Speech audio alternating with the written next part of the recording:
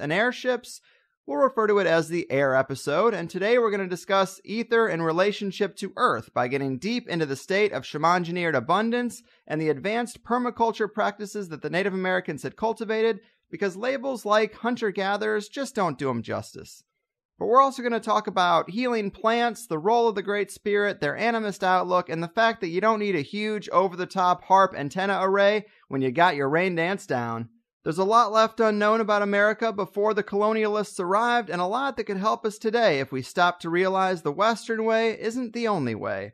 A man who's worked for over a decade in high-level industries such as robotics, chemical systems, and alternative energy, and has been researching weird related threads even longer in our second conversation as we work through the powers of the Captain Planet team. My friend and yours, Shaman Engineer, welcome back to THC. Captain Planet. He's our hero. Digging deep on that reference. Yeah.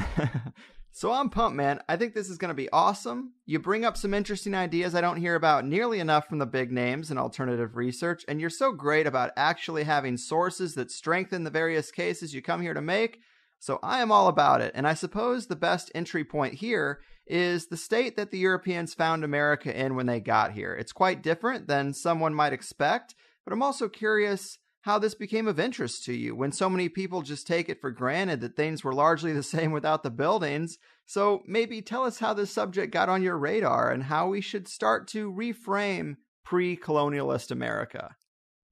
Well, growing up, I was always kind of drawn to Native American outlook. And this is kind of a silly thing, but, I was part of the YMCA and Indian Guides as a kid. All right. So I kind of got introduced a little bit to like Native American culture there. And I actually met a few Native Americans through it. But, making best out of vinyl isn't quite the same as tanning them and stuff like that. So Right. Actually, that's kind of a good analogy to what our land practices in terms of conservation and preservation are on the national parks, because it's kind of an imitation to some degree. Like, for so long, things were so suppressed that as practices are kind of being introduced, it isn't really the full-on cultivation of the landscape that used to be when the Native Americans were doing it. Mm-hmm. So the way that the parks are managed, it hasn't produced the same landscape that was here when the Europeans arrived. It's actually a very different landscape. It's choked with underbrush that's all dead and things like that. There's a lot of nutrients and energy that's bound up in that material. Right. So if that had been released periodically through burning, it would have resulted in a much more verdant landscape. Mm-hmm. I've heard people talk about that is exactly why California has these huge wildfire problems, is because there is a process there that we typically kind of nerf, and then when it actually does flare up, it's like having it on steroids. That's it, basically, yeah. I mean, the thing is that the way the wildfire system is managed today is, suppression primarily. Mm-hmm. There's a few controlled burns here and there, but it isn't mainly controlled burns. It's mainly suppression.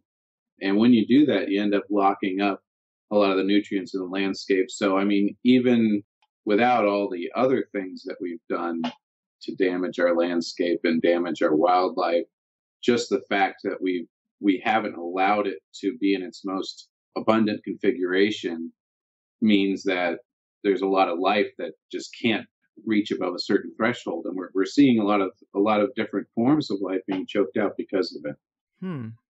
See, I mean, yeah, that's really interesting, because I've kind of thought of the national parks as almost like more of a history museum, like, oh, this is how it looked, or our best glimpse at how it looked before the Western civilization took over. But I guess give us a little more about the actual conditions when the colonialists did arrive. What were the Native Americans doing to actually engineer abundance, and how different did it really look? Well, you might want to edit around this a bit, because I'm going to read a few passages. Absolutely. Okay. Early European explorers and settlers were universally impressed not just by California's diversity, but also the sheer abundance of its wildlife. Jean-Francisco de Galoup, Comte de la Broye, a French seafarer, described California in 1786 as the land of inexpressible fertility. Inexpressible fertility. That's a great term, I gotta say. Here, I'll go with another example. So, Thomas Jefferson Mayfield, a white man who came to live with the Choinumi Yokuts in the San Joaquin Valley in the 1850s, when just a boy, vividly described this overflowing abundance of wildlife. Thousands of band-tailed pigeons came in flights that would sometimes shut out the sun like a cloud. They piled into the nearest trees where there was not a single place for another pigeon to sit. So, I mean, we don't see anything like that today. No, we don't. The rivers and the streams, I mean, they just aren't as abundant as they used to be. All sorts of natural sources of water, springs have dried up. And, you know, a lot of that has to do with the way that we manage the landscape, just overall, shutting out, you know, the land from being able to absorb water with our concrete and asphalt everywhere and right. Things like that. You know, I mean, what we call water management is really just basically turning it into effluent, you know, and then just dumping that out to sea. And I mean, even when we do recover things from it and we do treat it, in terms of its energetics, the water's lost a lot. Right. It may be chemically fit for consumption, but in terms of the water's structure and things like that, it's not the same thing as it was. And even the fit for consumption thing is debatable because of fluoride and pharmaceuticals and rusty pipes and fracking. But I know what you're saying about the energetic properties of water. I'm sure we'll talk about that in a future water-focused episode, but you've sent me several videos of people who've understood these properties and built devices to maximize the energetic properties of water with vortexes and really cool stuff. But I guess the larger point here is that we think of ourselves as so modern and advanced, but yet when it comes to understanding resources and how to get the most out of them, we're just wildly inefficient. We have a beat it into submission kind of approach, and it seems that our way is actually less technical and less advanced than when it was all just left to the quote-unquote savages. Yeah, I mean, the work of Victor Schauberger shows distinctly that the natural water course has an effect on water quality. And I think that a lot of his water management principles should be integrated into forestry management and things like that. It is being done in places like Switzerland, actually. So, well, at least someone's on it. But I like that idea that nature is doing something to the water that when you dam it up or reroute it or stockpile it in silos, it just isn't the same. Maybe there is something to that. But to get back to just general abundance, in preparation for this, I watched some documentaries on pre-Western settlers America, and it was pretty mind-blowing stuff. Just like you said, there were descriptions of flocks of birds so big they blocked out the sun. One report said they could see them flying at times from horizon to horizon.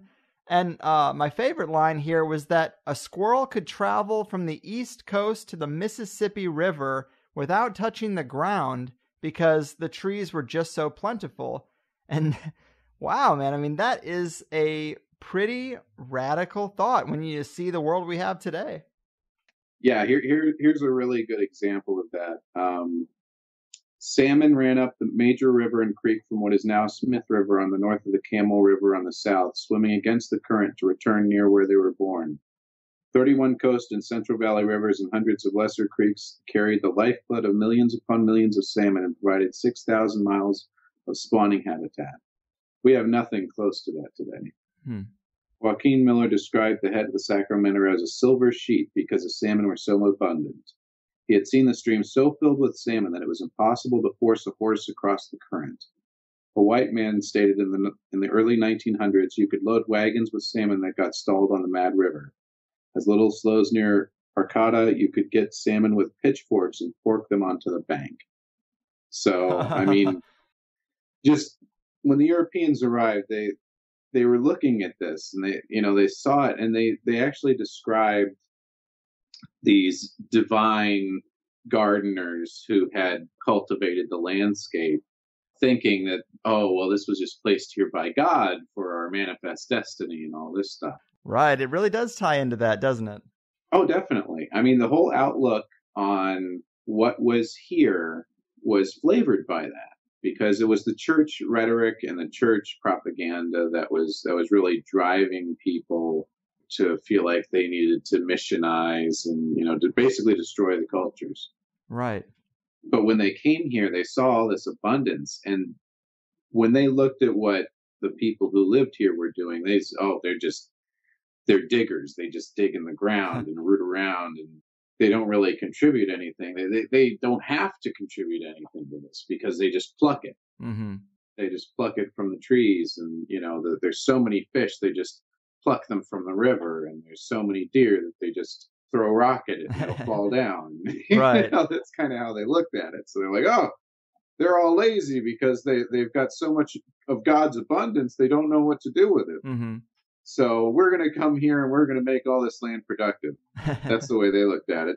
Just like capitalism looks at anything that doesn't fit its own ends, it looks at it as something to be exploited. Of course. And so to focus on, say, the fish population, how do we know that's something that was engineered instead of just random, or the way just nature taking its course?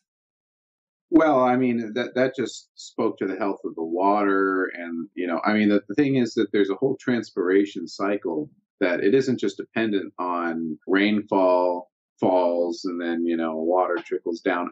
Well, the water that goes into the ground actually gets pulled up by the roots of the plants, the deeper roots of the plants, like the trees. And it helps to raise the water table. And it also has to do with temperature of the land as well. The colder it is, the more the water table will rise up and be accessible to plants. Right on. Just the health of the surrounding landscape helped increase the water that fell and fed the rivers. Mm-hmm. And also the snowpack wasn't as affected as today because the temperatures are changing. Now, what exactly the reason for that is, there's a lot of debate. There's definitely contributions from carbon dioxide, mm-hmm. but the models that are put forward by the IPCC don't take into account water vapor, which is the main heat transportation system of the world. So seems like it'd be important. Yeah, that might impact their models. Yeah, it might. They also say, apparently, I mean, I can't verify this, but a lot of people are saying that all the planets are warming, not just the Earth. So that throws into question the human component. I mean, there is a definite effect from, the difference in wavelengths that are, that carbon dioxide and methane and things like that, allow out. And so there's definite effects. Yeah. But if there's other effects that aren't being accounted for by the models, which of course they aren't for sure, then how correct are those models? We don't really know. It's just incomplete. But in terms of should we stop burning fossil fuels? Absolutely. It's horrible. Yeah. It's toxic. Just overall, it's toxic. It's a bad idea. Right. It's not a good idea to do. So, obviously we need to change our ways. And I don't support what Trump proposes of, opening up the oil fields everywhere he can. And, mm-hmm. Just look at the Standing Rock. And then there was an oil spill near there, right, where it spilled like hundreds of thousands of gallons of oil. That's just one of over 200 in the last year. So right, yeah, that's one of the things that upsets me about Trump the most. I'm glad the TPP is dead, but I am a little concerned about him going backwards in energy instead of forwards. Oh, he just wants to hand the keys over to the oil companies. Mm-hmm. And it's pretty obvious. Right on. So to get back to Native Americans a little bit.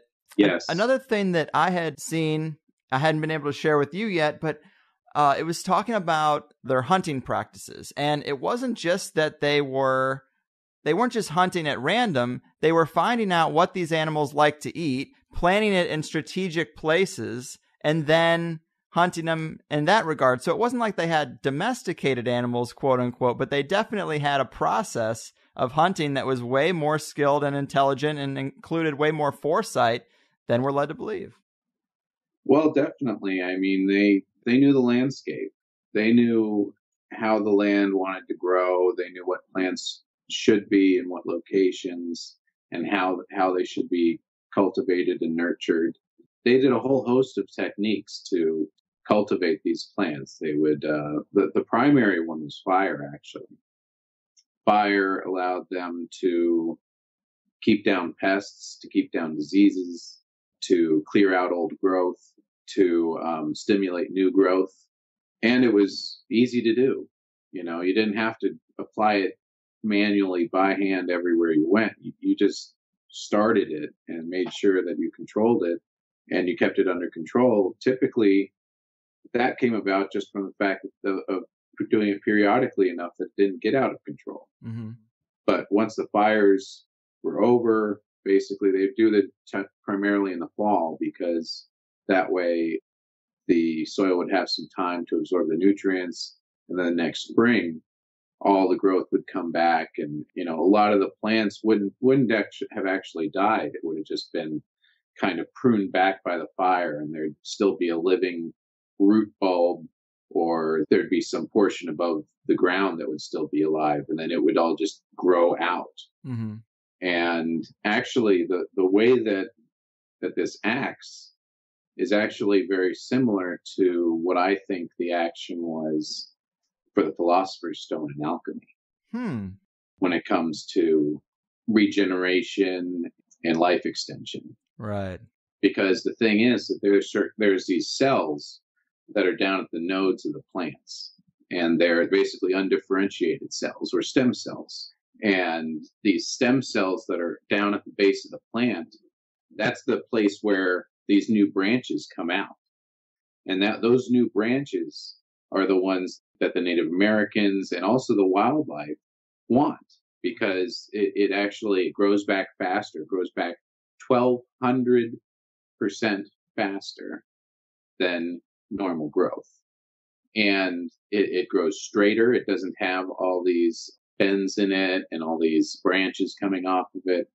And it resists pests quite a bit more. It's basically what they use to make all their baskets, to make their houses. They were using a kind of fire coppicing, which is a very ancient technique. It goes back to the Neolithic. So, you know, this has been known about for hundreds of thousands of years. Mm-hmm. Man, I find this so fascinating. A lot more than a conversation about permaculture might suggest. But I like this approach of getting the best out of each element, using them as tools in a type of synergistic way.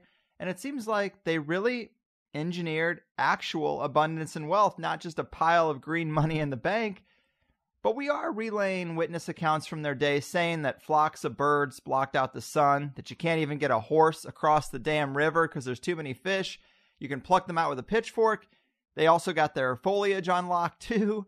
But this is where a critic might say, well, you're giving these people a lot of credit, but maybe their situation was due to something like there being a far lower population at the time. That's why they had so much extra. So what would you say to that? Were there just fewer people here, or is that a fallacy? Well, when you look at the more recent information, I mean, a lot of the historical data was completely on the low end.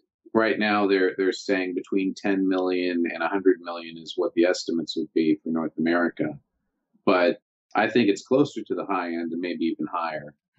The thing is that there weren't really any accurate records, and a lot of the people who were developing those models, they were basing it off of accounts by people who weren't really interested in playing up their crimes to a degree. Right, of course. You know? So the estimates that are on the higher end seem to make more sense when you look at the degree to their impact that they had on the landscape. Mm-hmm. Some of the more historical accounts rather than the modeled accounts that came kind of in the 19th and 20th centuries. Right on. So the Native Americans, they had these controlled burns. They were seeing things grow back 1,200% faster. What else were the people doing to actually affect the environment around them? Well, they would cultivate the plants. They would do pruning as well as the fire. They would also do hand pruning, like between fire burnings. They would, and that also helped to regenerate the plants. And they were doing a lot of digging because they were able. There's some plants that have tubers and little corms on them or ribosomes, and the more disturbance you give them, the more they grow, Mm-hmm.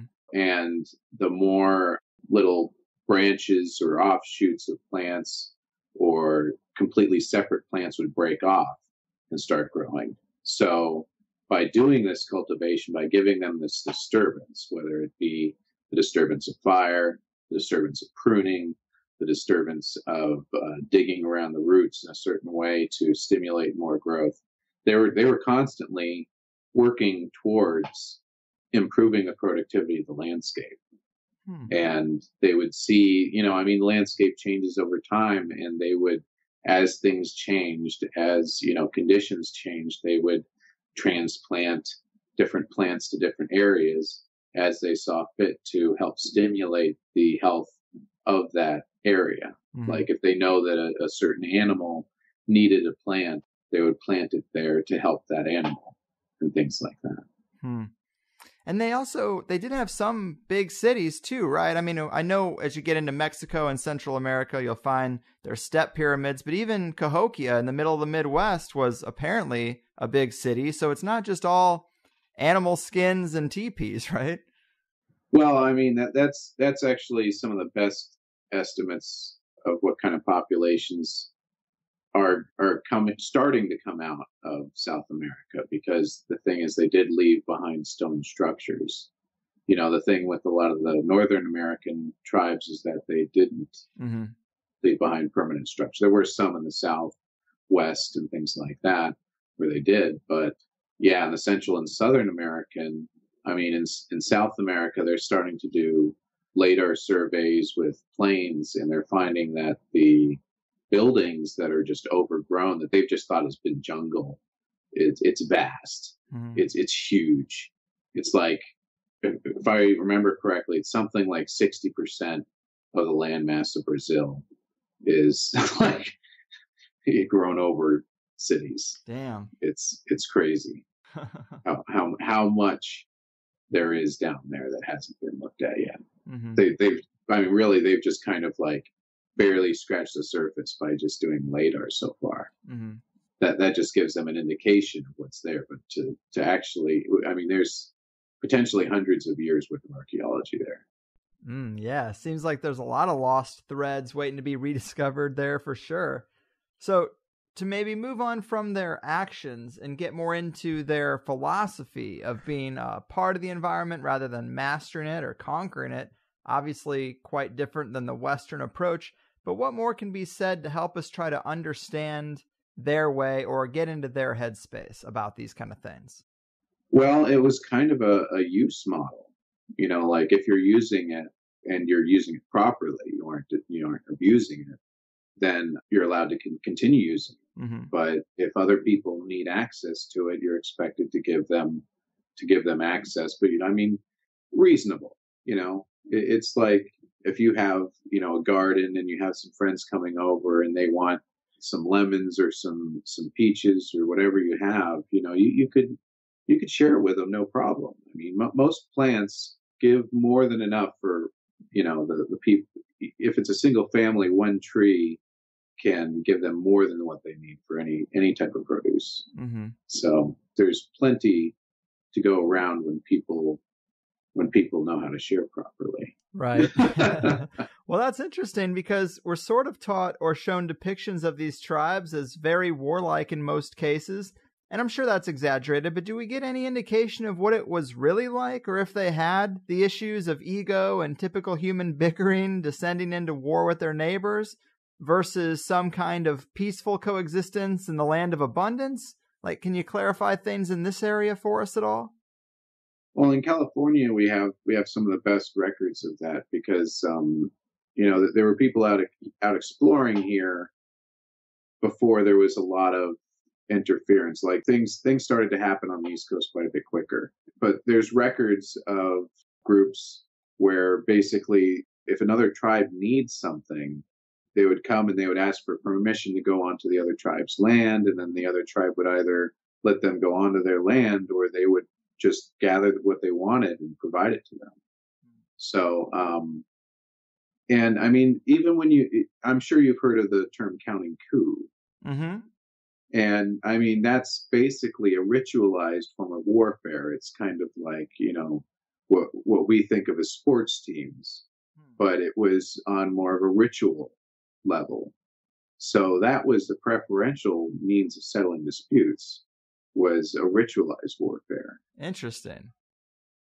But things could devolve from there. And then, there were also instances where there were power-hungry chiefs who tried to rally everybody into a, real war and killing a lot of people. And sometimes they would just wake up one day and find that the entire village was gone. Right.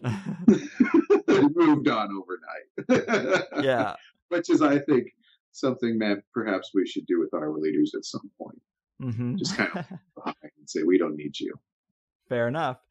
The only real person I've heard talking a lot about pre-Columbian America is Graham Hancock when he talks about his War God series. And of course, that's a little more Southern. He's talking about the Aztecs, but he paints a picture of their culture as like lining up thousands of slaves on the step pyramids who climb the top and lay down and get their hearts pulled out and eaten. I'm not talking about that. Right.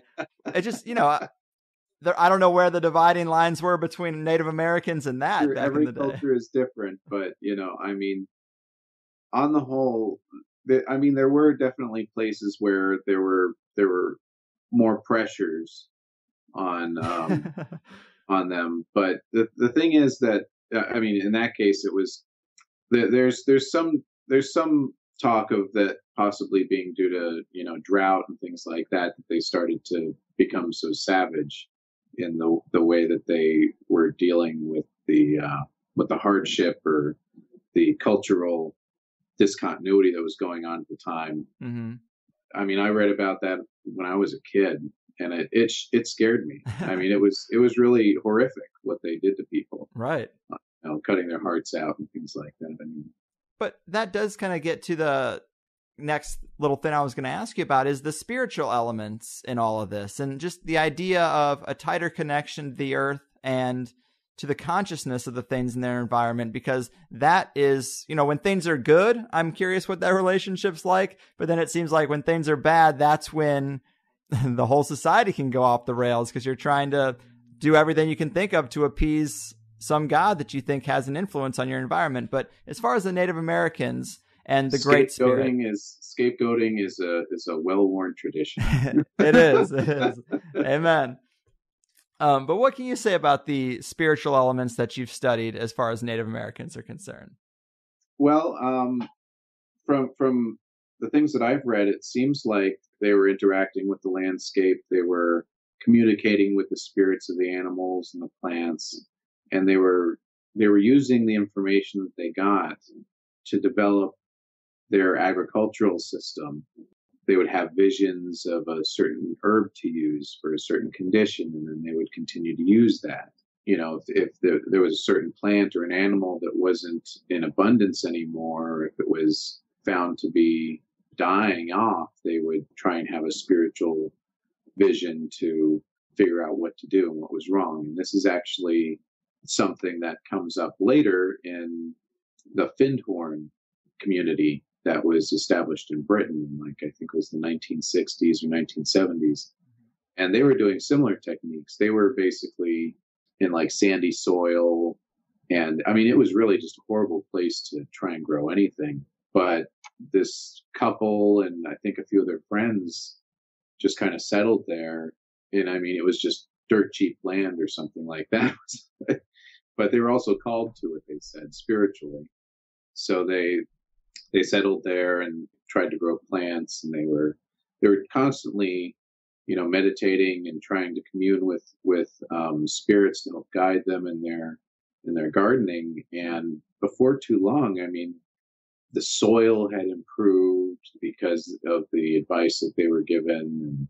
They were growing just like show-stopping kind of vegetation and plants. I mean, it was the sort of things where they were growing things that were like 2 or 3 times what you'd see on a commercial farm, and this is in just the worst soil you can find. So. Yeah, man, I loved hearing about that garden or that community. Really interesting, and it's a great case study for the benefits of developing some sort of relationship with local spirits or the consciousness of non-human things in that animist paradigm. I think there's something to it. And this is something that I got from Gordon White, but he graphs some cultures of the past by their complexity and stability, I think it is. And it does seem like ones that explored consciousness and developed a robust connection and reverence for the spirit world, they ranked higher. Egyptians, of course, were right near the top of the chart, but it just made, in my mind, a great case for the importance of this magical component in a culture. And there did at least seem to be a connection between cultures who got tuned into these levels to take advice from the spirits and their successes to some degree. Well, I think so. I mean, there's definitely something missing from modern society, and I think it is this realm of the spiritual to a large degree. I mean, even though there are, rituals and things like that that are held in modern religion, a lot of them aren't really mystical. They aren't the sort of thing that's meant to take you to another way of thinking. Right. It's meant to reinforce a certain doctrine. And if you read any of the holy books of these religions, they all espouse that, they come from this divine spark and this divine inspiration and this vision or this experience that someone had. But, well, that's them and you're you, and never the twain shall meet. You can't have that experience because you aren't holy enough. Right. It's like, well, excuse me, I'm a human being as well. And this isn't the only guy to have had these sorts of experiences, so. Mm-hmm. I'm with you there, man. Cheers to that. And just to talk a little bit more about the Findhorn Garden, because it is pretty cool, it does give us a more modern glimpse into the type of spirit communication approach that some of the Native American tribes had, right? I mean, is there anything more we can say about the parallels between the two and exactly what it was they were doing? Well, they were both trying to do the same thing. Mm-hmm. They were both trying to contact the spirits of certain plants to get insight in growing them. Mm-hmm. And they both seem to have had success with it.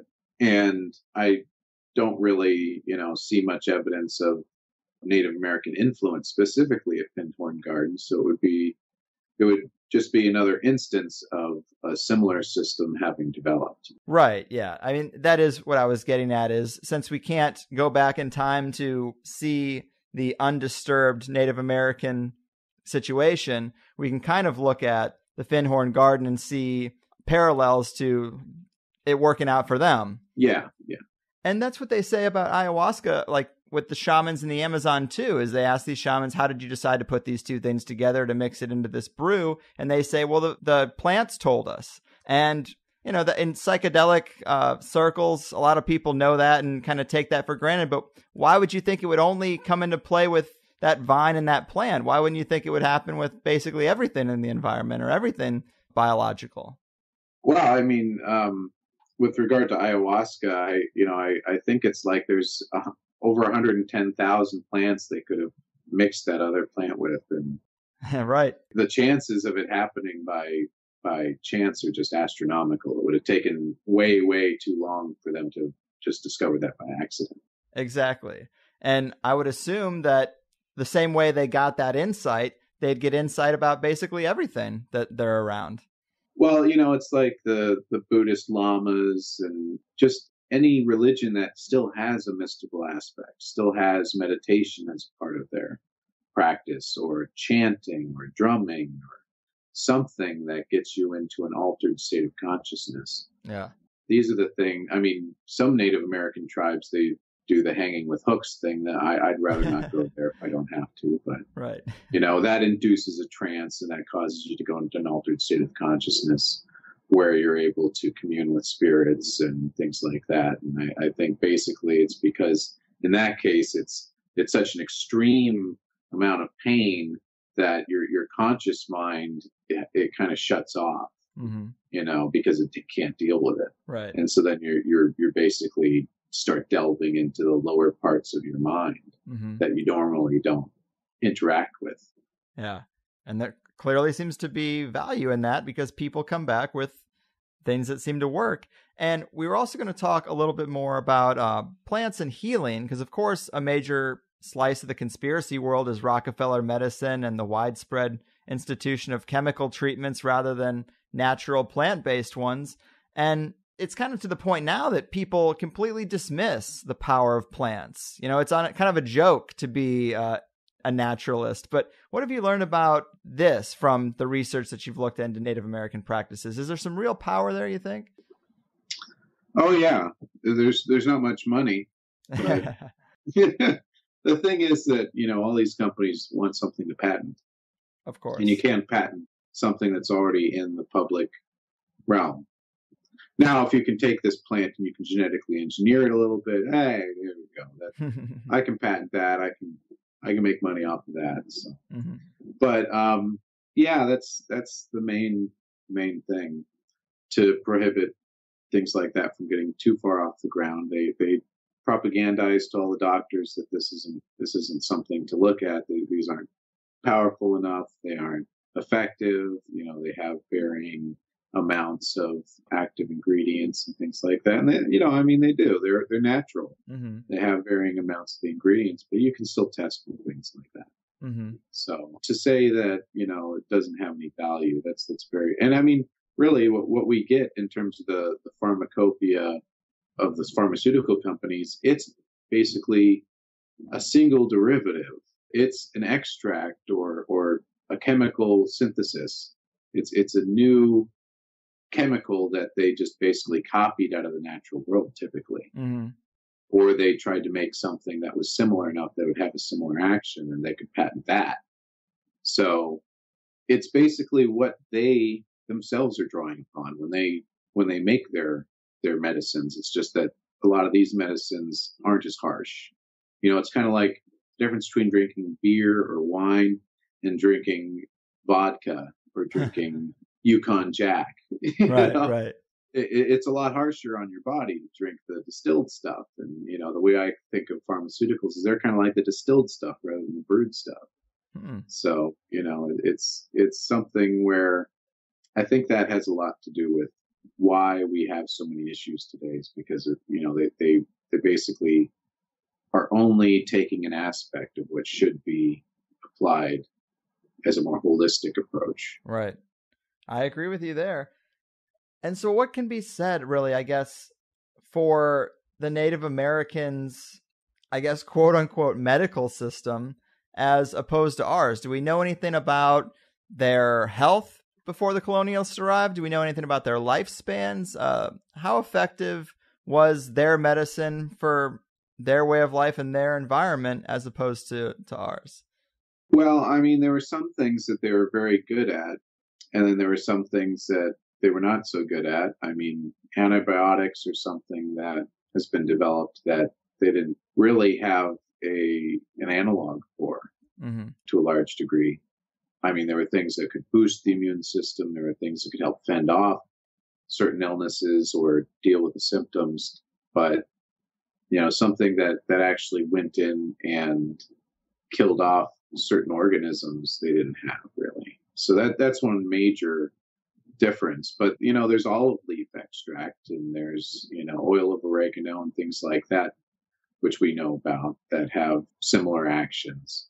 The olive leaf extract is actually the most effective of the herbal antibiotic, antifungal, antiviral compounds that are out there. It's about 90% effective. So that's really good. Yeah. So, man, do you think we could ever kind of get back to this? It seems actually somewhat difficult, because if you consider all the plants and animals in the environment to be kind of crossroads for consciousness, or ways to communicate with the Great Spirit, as they might have called it, or just whatever, spirits of any kind, it seems like it's kind of hard to get spiritual messages from animals or nature when we've destroyed it all. Like, is it kind of like, can we not go back? Well, I mean, the Findhorn Garden would say, yeah, they're ready to talk if we're ready to listen. That's fair.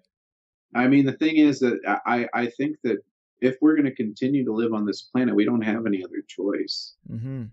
A lot of people aren't choosing to, and a lot of them don't even know that that's an option. Right.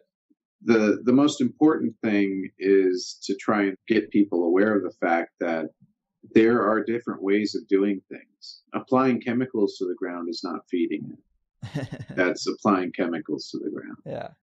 It kills off the microorganisms in the ground.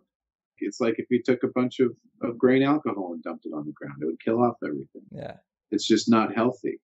What you need to do is you need to work with the soil.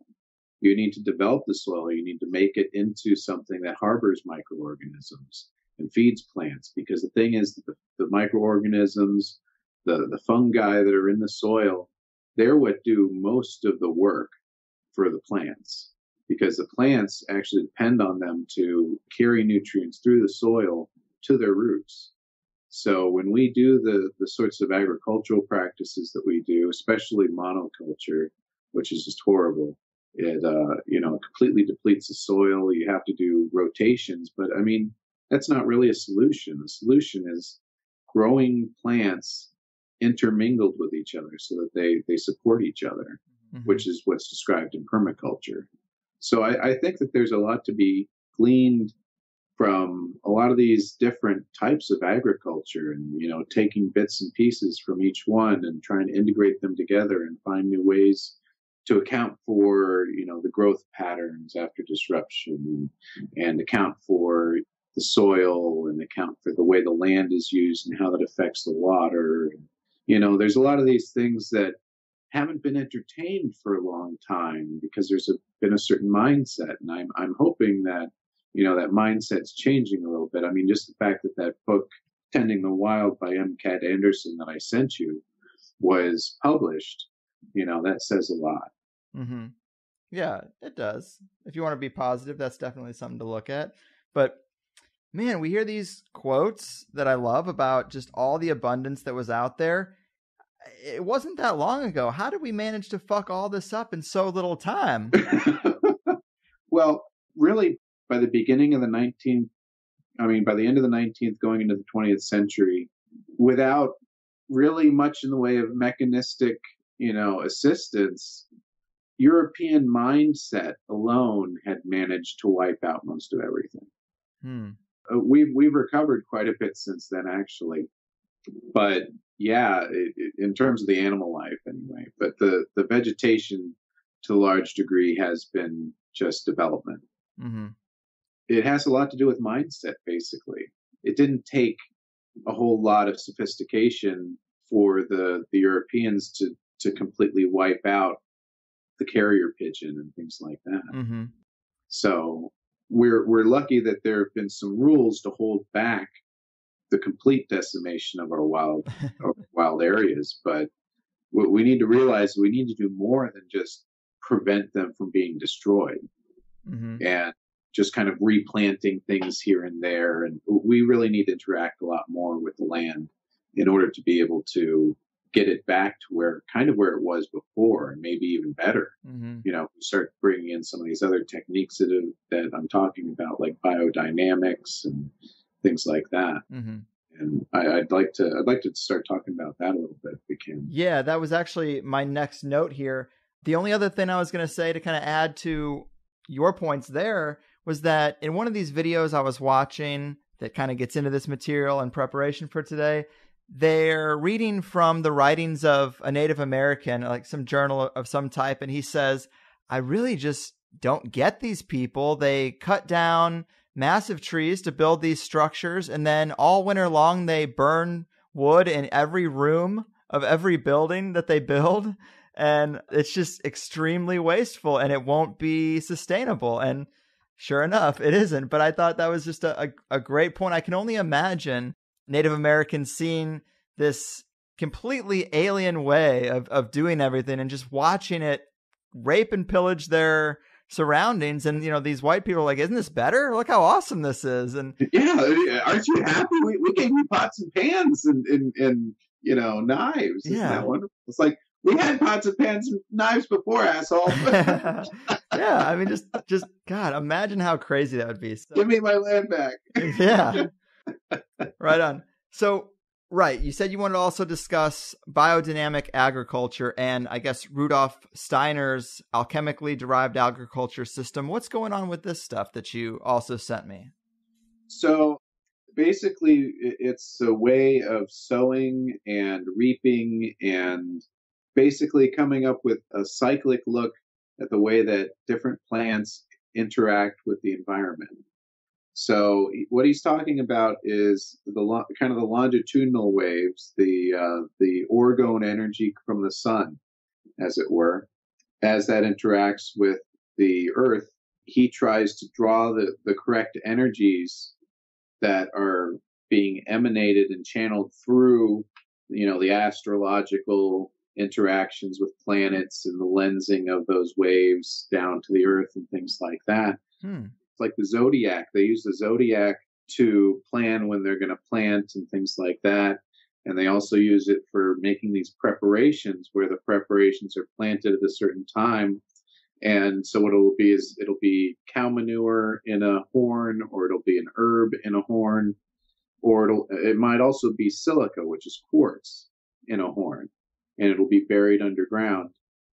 And then the energy that is being absorbed by the earth from the longitudinal energy is being concentrated by the horn in the ground into this material. So I think it, especially the quartz preparation, I think that it helps to focus orgone through the resonant cavity effect that Viktor Grebennikov found, and it also helps to concentrate orgone as well into the material. I mean, orgonite. I mean, not orgonite. What is it? The little powder. Ormus. Ormus into there. Huh. So maybe that's why that guy was discovering Ormus. Like, what? That was so weird, because to go back to, all the gold you can eat, they didn't really get into why he found this stuff. It just seemed like he found this stuff, Ormus, in his field, and he started doing all this weird testing on it. It's everywhere. It's everywhere. Like I said before, it goes between the land and the water and the air. It's everywhere. So I think that the horn because the horn, it's full of all these, it's like bone. It's full of all these cavities. And so I think all those little cavities are helping to concentrate the flow of this etheric energy into there. And then the horn shape, that's also like a phi curve. If you're familiar with the golden ratio. Yeah. I think that helps the energy go into a phi or like a light positive sort of flow. The shape of the horn, because it looks like kind of like the shell. Yeah, it has that same kind of ratio built into it. So I think that's kind of helping the energy flow through there, and it helps to concentrate. Because I think that Ormus is caught up in this stuff, and so when you have it being concentrated and flowing, it helps to concentrate it into what you have in there. Like biohacking the rules of our 3D environment. Yeah, kind of. I mean, is there much of a historical precedence for this biodynamic agriculture? This is a recent thing, right? A fairly recent thing? Well, it was developed by Rudolf Steiner, who was like late 19th, early 20th century. And this was all based off of basically his spirit sight. He saw things in other worlds, so to speak, growing up. And then he went to school and he got a doctorate and, started writing about this stuff. But he was basically someone who wanted to understand the spiritual in a scientific context. Interesting. Yeah, I don't know enough about Rudolf Steiner, obviously. Seems like an interesting guy in that Wilhelm Reich wheelhouse, kind of. Yeah, well, Rudolf Steiner, I would say that the group that he started was called Anthroposophy. It was basically an outreach of the Theosophy movement. well, not an outreach. I'd say a kind of a splinter off of them, because when the Theosophists said that Krishnamurti was reincarnation of Jesus, I think, then that's when he kind of split off. Gotcha. Yeah, I've got a Krishnamurti magnet on my refrigerator right now. I always thought the Theosophists were a bit wacky, but I'm a bit down more with the Anthroposophists. Yeah, you're not alone in that thought. I've had quite a few guests kind of say that. Yeah. Right on. So I guess this biodynamic agriculture, it is super interesting. I mean, what else can be said about it? Has it ever been used in a real widespread fashion? Oh, it's very widespread in Australia, of all places, actually. Huh. Because they have such horrible soil down there. They've used to develop their soil in a lot of places. There were a few people who started to advocate it. I think it was during the 20th century. Yeah, I mean, that's when it had to have been, because I think he started to give his talks about it during the 20s. I think it was like maybe the 60s or the 80s they started to really take off there. There's a lot of biodynamic farming down there. Huh. And I mean, they're using quartz? Yeah. So like I said in the previous episode, quartz is actually, and crystals are actually kind of like a little nest for Ormus materials to get trapped. And so I think that the reason why they're using the quartz in there is that they're kind of supercharging the quartz with Ormus materials in the horn as it's buried, and it's getting kind of a flavor from the flows of etheric energy that are going through it, and then that is basically being mixed with water and sprayed on the fields. And what that does, I think, is the quartz kind of, in a homeopathic way, it structurizes the water. Because the thing is, the water, it has the strong bonds between the hydrogen and the oxygen, but it's a polar molecule. Mm-hmm. So that means it has a positive and negative side itself. So that molecule can be arranged like magnets in different structures. And so when you have electromagnetic fields, when you have contaminants in the water, when you have stuff that's mixed with it, it's going to retain a flavor of that, even if that material is removed, because it's affected the weaker bonds in the water. Mm-hmm. That's what we talk about when we're talking about water structure. And so if you put quartz in one of these horns and bury it, I mean, you also mentioned they're spraying, affected water on this, but how large of an area does that affect? From what I understand, I can't remember the ratios. Let me see. I might have it open somewhere on here. The cow horn silica, it's a mixture of 1 gram to 13 liters of water per acre. So 1 gram of this stuff is good for an acre.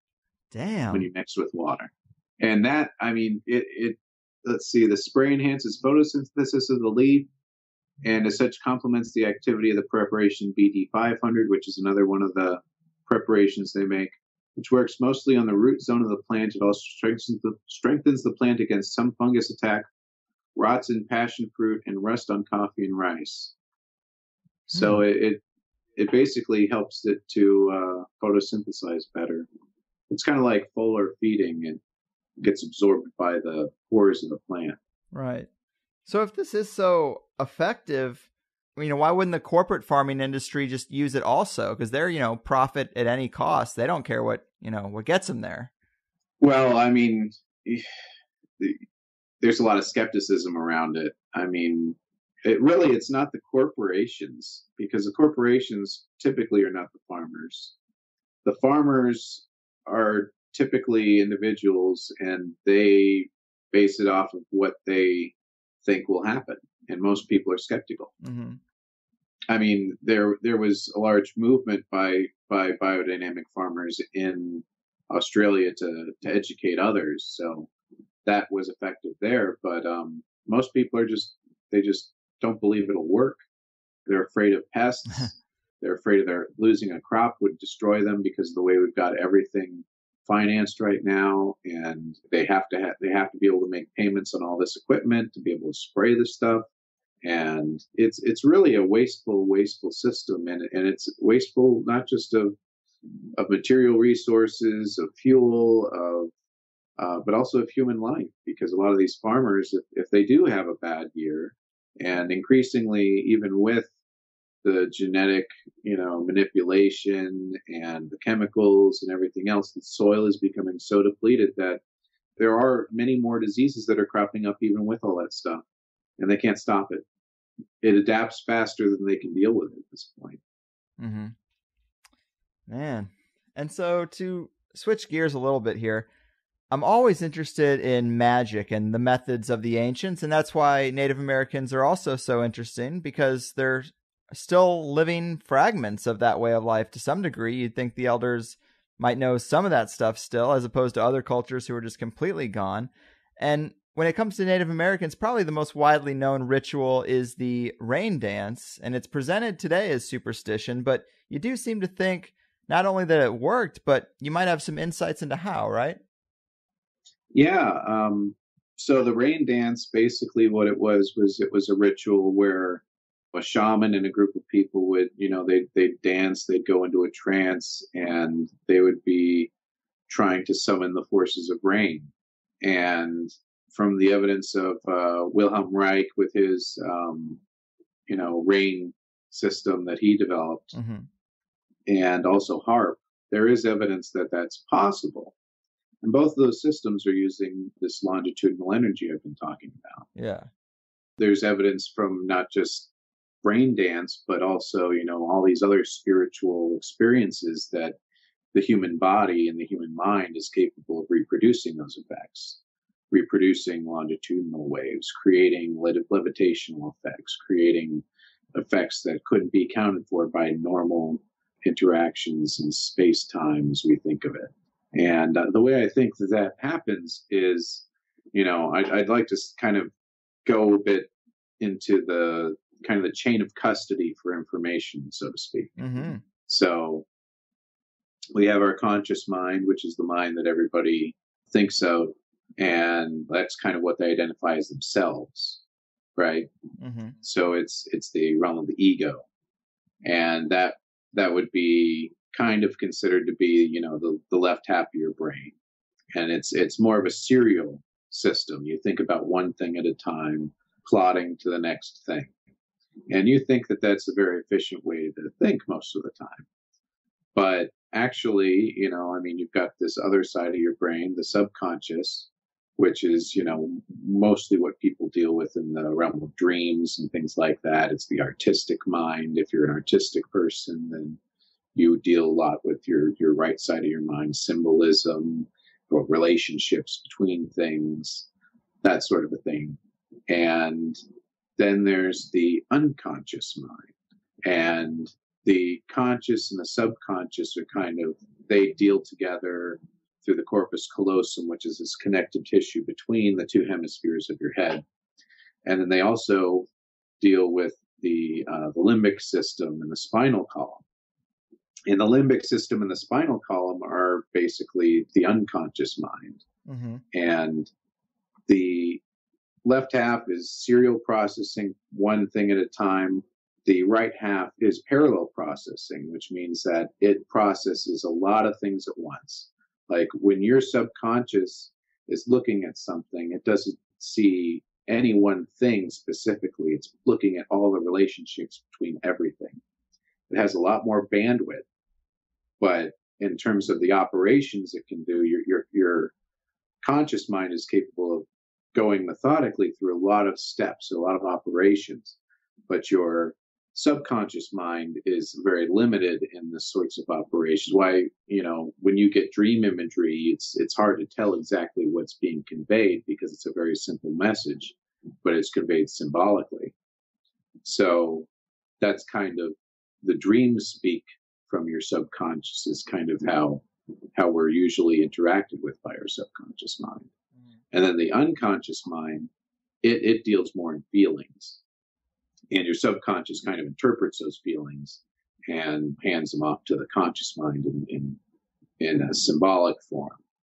And so the unconscious mind in your limbic system, in your spinal cord, the spinal cord is acting as the the receptive portion. It's getting all this information from your organs and things like that.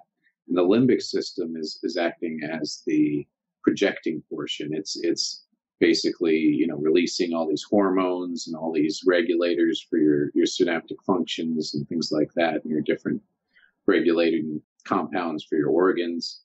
And, there's a similar effect with your conscious mind as well. The conscious mind, the left half of your brain is the more expressive, the more projecting portion, and then your right half of your brain is constantly receiving information. Mm-hmm. So there's kind of this male and female aspect to your conscious and your unconscious mind. And I think what happens is the unconscious mind is actually interacting with all of these organs and things like that. So it's acting at a cellular level. It's acting at kind of a holistic level. And I think that the way that these longitudinal waves are being generated is through the mitochondria of our DNA. And so when people are able to go into these trance states, they're able to convey information past the subconscious mind to the unconscious mind, and they're able to open up a flow of information there. And so that's where you get these trance states where they're able to see things they can't see otherwise, because they're actually connected through these longitudinal waves to this other spiritual realm. And they're able to interact with it, and they're able to generate these effects in our realm as well, where you're able to manipulate weather, you're able to, alter the weight of a person and the weight of objects and telekinesis and all this weird stuff. Yeah. It seems to match up with the effects of this longitudinal energy. That's what I think basically is the chain of custody. And the last chain there, the link between the cellular and the unconscious mind, that's kind of been developed by this fellow. Let me find his name. Stuart Hameroff. Okay. Stuart Hameroff is a professor of, I think he's an anesthesiologist and a professor at the University of Arizona. He basically developed a theory where he felt that there was a mechanism for cells to interact on a quantum level. And that seems to have been demonstrated by some of the research that was presented in some Google talks on quantum biology, where they're talking about how there's actually quantum states that are being imposed on the microtubules of our cells as they're operating. And the microtubules of the cells are basically the nervous system of the cell. So if there's quantum information there, that means that you're able to interact at a non-local level. You're interacting with a non-local field. Mm-hmm. And you're able to transmit information instantaneously and all this other stuff. But I think that, what we call quantum is actually kind of the after effects of this longitudinal etheric energy. So that makes sense. Wow, man. Well, hell of a lot of new information. I love it. I really appreciate you bringing this stuff to light. I really like your alchemical tie-in approach and breaking it up by the elements, because I think that's just a great way to categorize these things. I mean, it's just a fun way to do it. I think it makes a lot of sense for people. It's easily approachable. I really like today's, especially with examples like the Findhorn Garden and biodynamic agriculture. That stuff's pretty interesting. Anything else to drop on the people before I cut you loose? No, not really. I mean, it's great to be on as always. And I just want to be able to kind of tie the ether physics outlook into other aspects of, life, and just kind of seeing how it filters through these other weird topics. Yeah.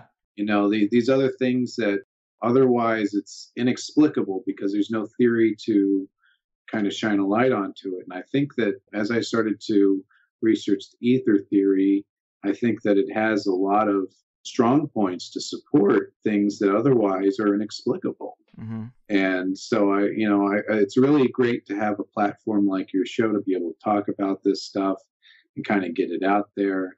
One of the things that Rudolf Steiner says is you can do research and things for yourself. But once you do, it's kind of your responsibility to get it out there and let other people know about it. So that's kind of what I'm trying to do, is just, I've been doing this research for a while. I've started to make some big connections, I think, and I just want to get it out there so that other people can benefit from it. And I feel like it's my responsibility. Yeah, well said. And it is a very unique approach. I think you're doing great stuff, and I appreciate being thought of as a great place to walk through it. So definitely. Have a good one, and we'll talk soon. Okay, have a good one. All right, man. All right, people. There we have it, the triumphant return of the Shamangineer. I really loved this show, especially as it got going 20, 30, 40 minutes in, because I think a lot of the stuff starts to click around that point. But the fact that Shamangineer has researched so many bright, forgotten minds, knows so much about ether physics, and is able to apply that template pretty effortlessly in multiple areas, it is really impressive to me, and I do feel lucky to have him as a recurring guest for the ether physics perspective. Because I don't want to just follow conspiratorial trends. If something big happens, yeah, we'll talk about it. But I'd rather get into content that I rarely ever hear about, but still sounds like it makes sense. This is one of those shows for me. Maybe Native American permaculture practices, landscape management, and engineered abundance aren't the most mind-blowing topics to everyone, but isn't it sort of fun to visualize a completely different way of living and to consider their highly effective processes in comparison to corporate factory farms and all the waste along the way? I've heard people say that one of the biggest crimes against humanity the elite pulled in the last century was driving us into agricultural ignorance, that when we lost the ability and knowledge to feed ourselves, we lost everything. If you've ever just had a few fruit trees on your property, it is crazy how much they yield. But many of us have been so economically fucked that we can't afford land for a couple fruit trees. A show like this does make me consider moving back to the Midwest, buying some secluded acreage, the Midwest being the only place I could afford to do that, and then trying to resurrect some of these old practices, create Carlwood Gardens, and get my alchemy on. It's an idea. But maybe some of these topics were inspiring to anyone looking to get off the grid or work towards a sustainable lifestyle. You might try some of these lost arts. It's funny because a big theme on the higher side a few months ago was the realms of secret science or hidden physics, and some people sort of explain it with torsion and counter-rotation, but ether physics really unlocks a lot more. It also explains the alchemy concept way better than it being just an analogy for the spiritual path of enlightenment. I do kind of think putting it in that box is a way of saying, well, I don't understand that, so I'm just going to say it was all symbolic and metaphorical. And I'm sure it can be that, but I think the real alchemical science creates the basis for there to be analogies about the spiritual path. Not that it's primarily metaphoric, if that makes sense. Either way, I hope you liked this one. Hopefully we didn't get too deeply under the skin of listeners who have been swept away in that alt-right crowd. I know that comes up mainly in the Plus show, that stuff, but still, it used to be completely non-controversial to talk about all the damage, death, and destruction that came with European expansion and the Inquisition and the nexus of royalty and the papacy and their various conquests. But you know how, you can talk shit about your alcoholic brother and it's no big deal, but when someone else does it, it's like, whoa now, dude. Hey, that is my family you're talking about. There seems to be this new attitude about European ancestors, at least around me, where talking about their crimes is kind of like talking shit on my people, bro. I don't know. It's a weird type of thing that I've been seeing lately, that's all. One positive, semi-related thing I did hear the other day was in reference to the Grand Canyon. If you've ever been there, it's awesome. It's pretty underdeveloped, fairly undisturbed. And the story goes that a lot of folks wanted to move in and put casinos and hotels and resorts all along the ridges. Of course they did. And Roosevelt came in and said, no, we got to preserve this place. In fact, the quote is pretty well known, I think, but what he actually said was, in the Grand Canyon, Arizona has a natural wonder which is in kind absolutely unparalleled throughout the rest of the world. I want to ask you to keep this great wonder of nature as it now is, I hope you will not have a building of any kind, not a summer cottage, a hotel, or anything else to mar the wonderful grandeur, the great loneliness and beauty of the canyon. Leave it as it is. You cannot improve on it. The ages have been at work on it, and man can only mar it. And that is amazing, really. I only wish it applied to a few other locations in our system in general. Native Americans probably didn't have it perfect, but can you imagine Western masonry and technological and industrial ingenuity, especially if it was unshackled from oil and closed-circuit electric, and the Teslas and the Reichs and the Thomas Townsend Browns were actually maximized to their fullest potential?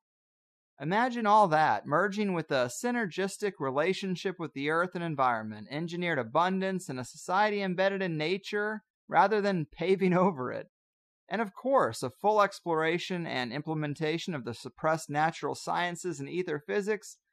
If we'd only just step back and assess the best elements of everything and remove the roadblocks like the Rockefeller oil-only policy and, fuck it, let's go for the gold, a fiat currency-clad debt-based system of rule, imagine what life could really be like. Imagine if we could somehow manage to implement those just 5 or 6 tweaks. It'd be a different fucking world, guys. It really would. And that's why we explore these things. You want to get an accurate idea of the playing field and how it's been worked against you, not so you can have an excuse for your mediocre life and pointless cog-in-the-wheel job. Some people do think that way. Oh, well, the school system fucked me, the Rockefellers fucked me, and so that's why I work at White Castle, and why even try? No, it isn't about that. It is about getting a handle on the landscape so you can navigate it better and escape those traps and dig out of all those carefully crafted trenches you can spend a lifetime trudging through.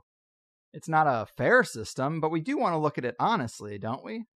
A bit of a tangent, but that's just one question I get a lot. People say, how do you handle it? Do you ever get defeated or depressed? How do you go on? Well, I go on because fuck them. Quitting the job they wanted me to have and instead making a career out of exploring things they've swept under the rug or tried to suppress or lied about has been pretty fucking lucrative for me. So I guess I should thank them for giving me so much material and regulating their airwaves to things like Downton Abbey and Dance Moms. But what does that have to do with anything? Bringing it back, if you like the first hour here, in the second hour, Shamangineer breaks down our galactic position